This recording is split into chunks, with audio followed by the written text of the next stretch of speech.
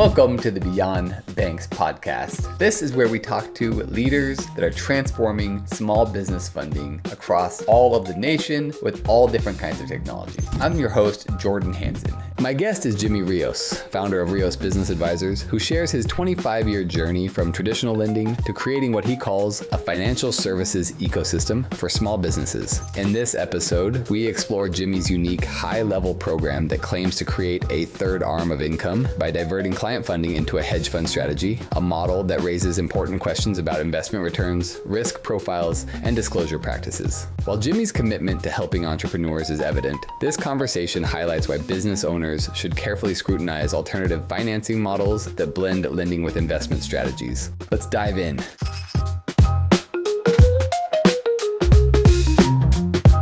Hello, everyone, and welcome. Today, I'm here with Jimmy Rios. He's calling from Arizona, right? You're in the heat. It's already warm in Arizona, right? It's getting up there, man. And every day it's warming up. Yeah, and you are from the Arizona area. Is that born and raised or pretty much most of your life? I've been raised here. I was born originally in Queens, New York. Okay. So I went from one extreme to the other. I see. Now, you've been in the Arizona area for a long time, and also you've kind of been in this space, which is what we're going to talk about more today, like the business, financing, brokerage, M&A, all of these kinds of areas, as well as doing just consulting with a lot of different businesses. Do you want to give some background about what you do and what you love doing? No, definitely. I started, it sounds funny because I don't feel like it was that long ago, 1997. Yeah. But now in context and thinking back, it is a while ago. Almost 30 years now, Jimmy. Almost 30 years. And in my mind, it feels like it was just yesterday. But, this was right when the internet was starting and SEO didn't exist. I was going to ASU and I was going to try to be a Spanish teacher and fell into a company called Commercial Credit and started from the bottom, was working my way up. And by the time I was 25, I became a branch manager for a consumer finance company that got eaten up and bottled up with Solomon Smith Barney and Citigroup and the big mergers of the late 90s, right? So very quickly, I started seeing what corporate America was like. And I started understanding all the nuances, the things I could and couldn't control. And it really started kind of giving me a thoughts of like, well, if I want to do this and control it, I need to get my own licensing and figure out a way to do it on my own. 30 years later, right, or close to it, 28 years later, I probably would have taken a different path in getting there because I made a lot of stupid mistakes. Sure, we all do. Yeah. As a young kid, I didn't know any better. I was just like, I wanted what I wanted and I was off to the races, So I guess what mainly was the decision? What was the driver? Was it you just wanted freedom or what was it? Not even that. No, I was working with about 95% of my client base was in the Latino market here in Arizona. Right?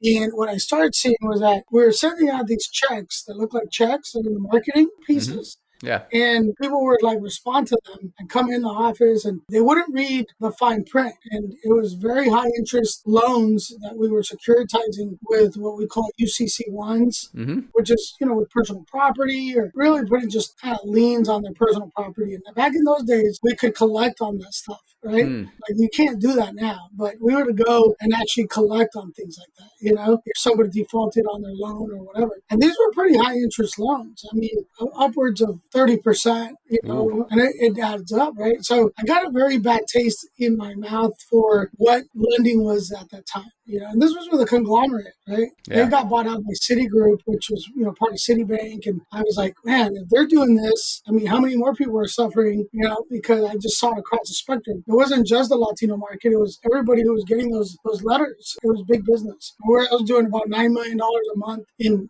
fundings, and it was mainly personal loans. There were some equity loans and things like that we would secure with second mortgages, but the majority of it was in that arena. So I was like, one, I just couldn't sleep. I couldn't feel comfortable selling the product in the way that it was being done, right? Two, the clients were getting very dependent on me, right? They would come to me and think that I knew it all in regards to everything. So when I was growing up, I was like the go-to to my parents, or they were immigrants from Colombia, from Medellin, Colombia. And they spoke good English, but they felt comfortable in basically having me call all their, real estate agents, insurance, whatever, And so at a very young age, I caught myself doing that many years. And going into that business, I felt like I was just an extension of my parents. Yeah. Like, so I felt almost obliged to help them in so many other areas. So I started seeing myself doing, helping them with their taxes, insurance, mortgages, everything that had to do with everything, you know, and Wait, they would, you're saying for your parents or your clients even? for my clients, I see, because they you've were, already done it they, for your parents. You started doing it for your clients as well. You became their like go-to man. their go-to. They thought I could, like, Yeah. it was kind of an extension of customer service that got out of hand, right? Uh-huh. Yeah. And I couldn't make any more money doing it through corporate. Right. So I said, well, if I start my own business, then I can charge at least for my services in Mm-hmm. doing so, right? Yeah.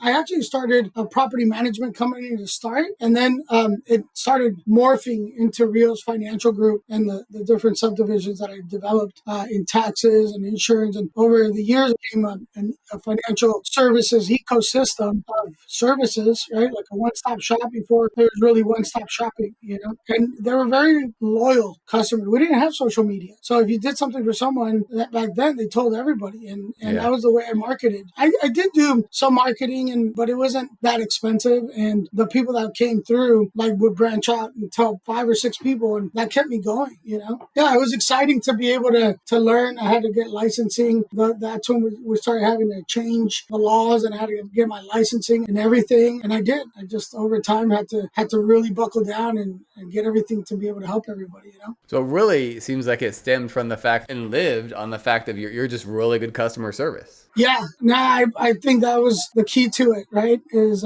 everything that I was saying that I could do, or I felt an obligation. I was like no different than when my parents would rely on me to help them, right? So I felt that unconscious burden to really follow through on everything, you know? Yeah. And when I couldn't help them because of something I didn't know, I really got into learning how to delegate and find others that could help me, right? So my company, Rios Business Advisors, was a spinoff of that because I started working with other advisors, other experts that knew more than me. And I just thought, well, hey, behind the scenes, you know, these people are their own businesses in essence, but under the Rios Business Advisors brand, they're my experts. And I found ways to be able to get paid for, you know, passing the baton, so to speak, and delegating and making myself more efficient in scale to be able to help more people. Right? Because you can't do it all. Yeah. And I learned that the hard way over time. Right? I was doing it all for a long time, and that was not effective. So earlier in this conversation, you said, you know, going back, I would have done some things different.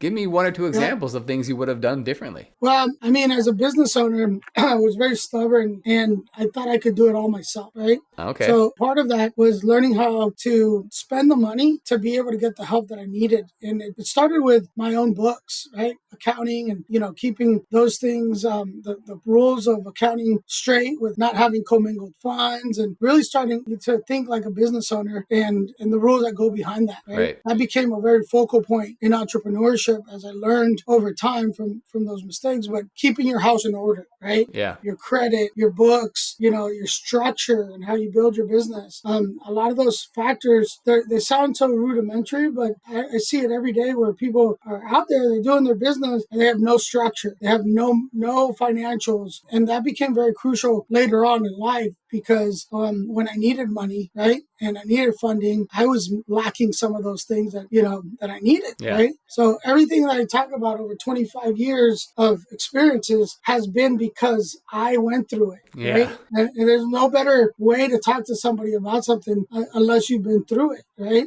So it gives me a lot of empathy when I listen to somebody that comes to me and says, well, this and this is happening in my business or in my personal life, because at some point I was that person. Yeah, you've been there. Yeah. So right now, like it sounds like you've done so much as you've gone through and helped these businesses, really, like you said, business services. What would you say you spend the majority of your time on now? So over the years, we built different subsidiaries of our business. I think where my heart is right now, because my wife runs one of the divisions, I have other people doing the other one, but really it's our eye-level to high-level program through Rios Business Funding, right? That program we developed over the course of the year and really got it off the ground in July of last year. Got it. So if I had to look at a pie graph, I would say probably 60 or 70% of my time is around the high-level program, with the rest of the pie being divided between our credit company, our real estate, and our consulting company. And so I level, the high level, is that the funding arm? Is that what you say is the funding arm? The funding arm is Rios Business Funding, Mm-hmm. riosbusinessfunding.com. Inside of Rios Business Funding, we have a product called High Level to High Level Gotcha. that Uh-huh.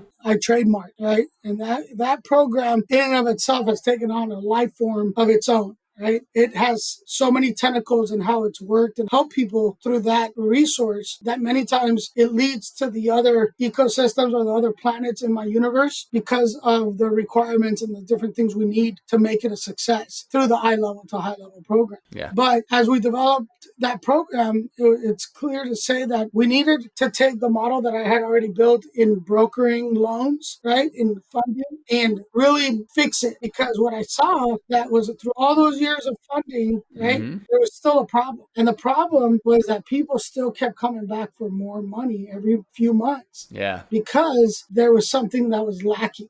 Right. And that's where our equation, that's where we became very effective was we found another tool inside of our model to help these companies get what they were lacking before. Right. Anybody can get you a loan.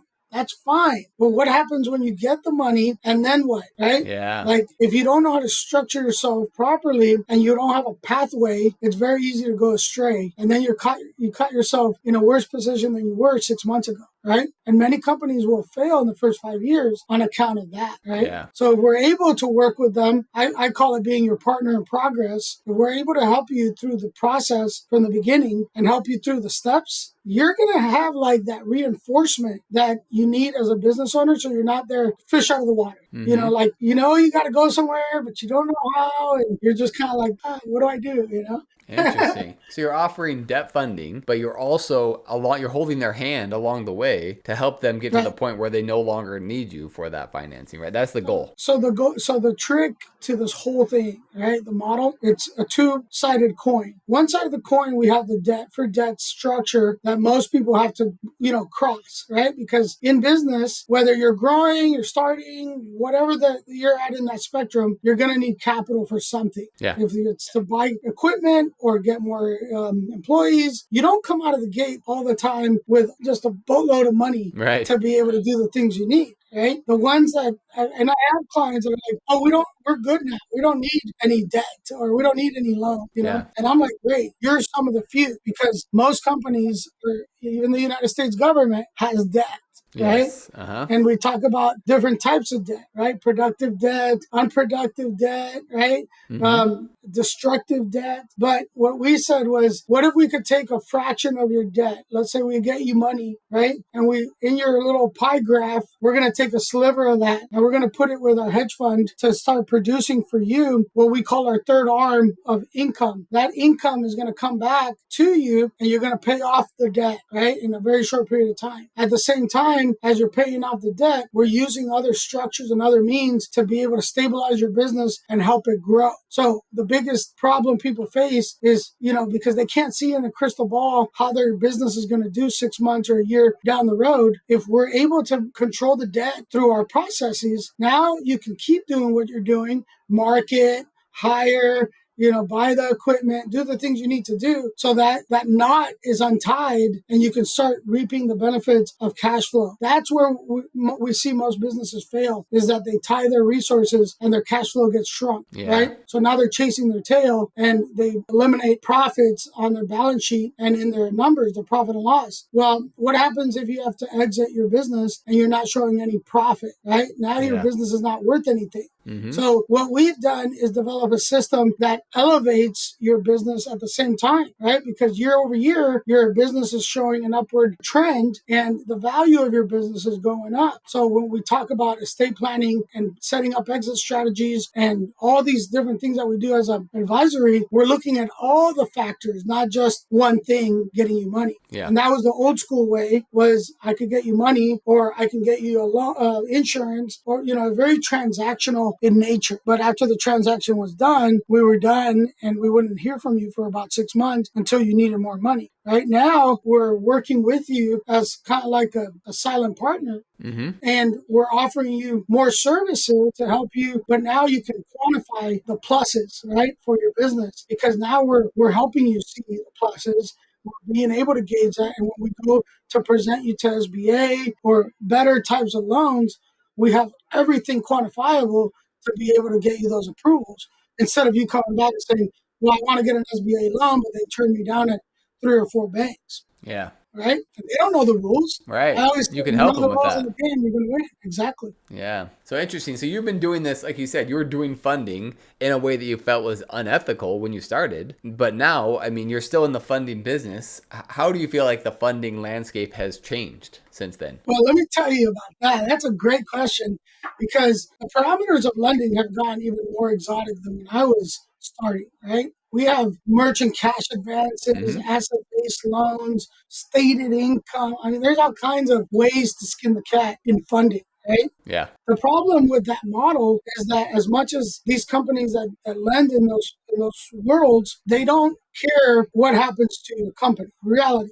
I mean, they're going to get you a loan. And if you're tight on money and you can show bank statements or whatever, they're going to get the money. Right. Right. So we took models like that. We said, okay, let's work with this because I know that if I can pay off these loans in shorter periods of time, they're going to keep lending me. But I'm Right. also going to open it up to be able to do better funding. Right. So if I need to utilize my resources and get funding, I can do that. But if I can then fix their credit, do the things I need to do to elevate them, I have the capacity to get funding. I don't care about the rate because I use my hedge fund to pay off the debt. So now I'm meeting the demand on both sides, right, with arbitrage, Yeah. getting the numbers that I need. We see it all the time in hard money lending, right? When a fix and flipper goes to borrow from a hard money lender at 12%, right? And then he's hedging that he can sell his house in 3 or 4 months. He has to pay money to get the money. He's got to pay contractors. He's got his investment going. What happens though if he can't sell the house in 3 months? Yeah. He's Then he's in carrying trouble. the debt service for at least 6 months or 8 months, and that's cutting into his margin, Yeah. right?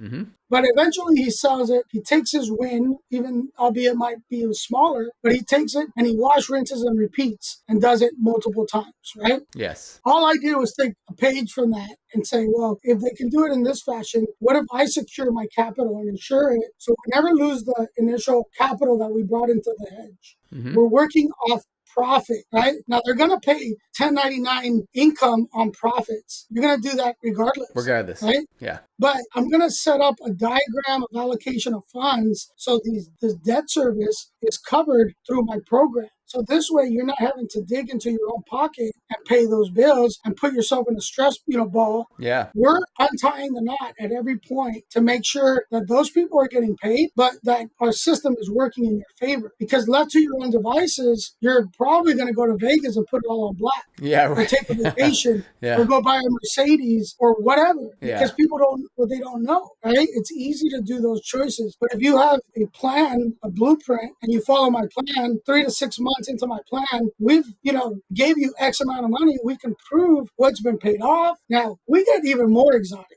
Right, we go and we get a personal guarantor, and we get you an age corporation that already has 4 years in business, Yeah. and we're able to get you another 500,000 of business credit. So now we can actually have business credit working in your favor, pay off all your personal loans that we started with. Now you have better interest rates, sometimes 0% for 24 months. Yeah. Now we can take a fraction and play it, wash, rinse, and repeat, but now we're smarter. Now we paid the bookkeepers and CPAs to make sure your numbers are right. Maybe set your S Corp, got you a salary going. So now your books are looking right. You're showing profit. You're stabilized. You have lines of credit to be able to buy the equipment and pay the bills that you need while you're meeting the demand of your purchase contracts or whatever you're getting. And it's smarter in setting things up this way because now you have a system. We built systems. In Kiyosaki's Rich Dad Poor Dad, the cash flow quadrant, he talks about building a system that generates cash flow through the leverage of OPT, other people's time, and OPM, other people's money. Yeah. Right? We've done the same thing. Now you're making money and we use our hedge fund to make money, right? So the investment side of the equation is built, right? So our business owner with a system and using his money to make money, those are the two quadrants. Now you got a system producing for you. You're building your business. You're doing the things you need to do. And we're working with our tax advisory. So you're doing strategic moves inside of taxes, right? Because think about it. You're going to go buy a car. Do you know what's the best way to buy a car? most people would go and use their personal credit, right? Right. What if I could leverage with my business, maybe lease a car for 2 or 3 years and then pay it off, right? And buy it, after I take the tax advantage of leasing it, or use a Section 179 and pay it off with the profits from my hedge fund. Yeah. And there's so many ways, right? Rent out my property for a couple weeks, pay my kids, right? Yes. There's so many different tax advantages that we can advise on, and people just don't know. Yeah. They didn't know that even existed. Interesting. So it becomes fun. It becomes fun when we start seeing success and case studies of people that didn't know, but they said, well, teach me, right? Show me the way.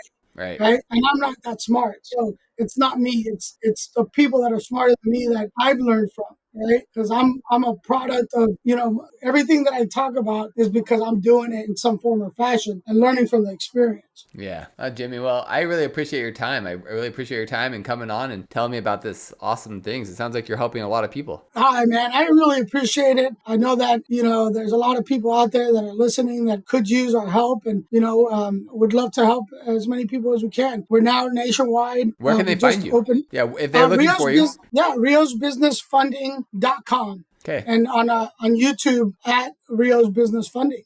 That's perfect. Well, I appreciate it. Thank you so much, Jimmy. All right. We'll talk to you soon.